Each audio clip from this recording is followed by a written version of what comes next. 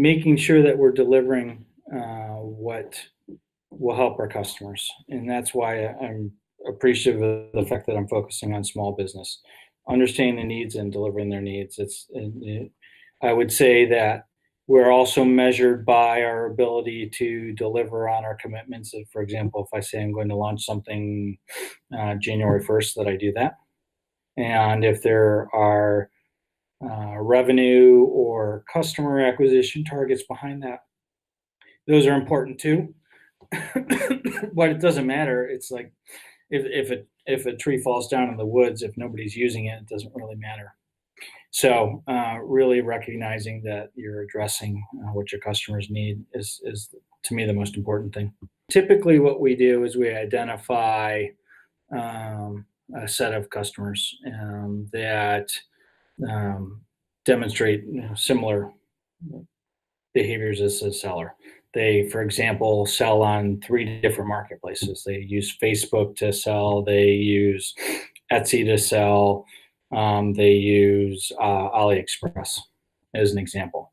In understanding what are those unique dynamics of sellers that operate like that, coming up with some ideas and asking them if they see the value in what we're doing.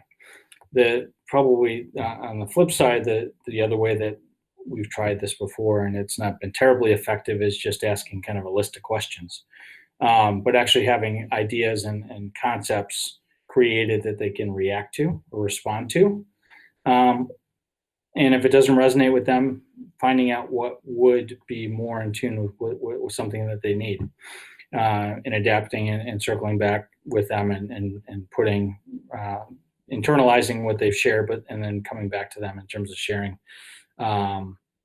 whether or not let's call it iteration number 2 or 3 does to address a need that they've got. So for example, I mentioned one earlier too about needing money to be able to buy inventory. It's not everybody that needs that. Our largest customers, they plan for and have enough capital to be able to do that. But small business owners don't always. So understanding the cycle of their business, how much inventory they need to buy to be effective, understanding their sales cycle, what their lead time is in terms of acquiring new inventory. If it's something that's custom made, that could take several months, especially if they're having it manufactured overseas. But really understanding the unique nature, not necessarily at an individual customer, because you can't solve for, at our scale, you can't solve for one customer at a time, but identifying like customers, so to speak, and trying to address the needs of that group.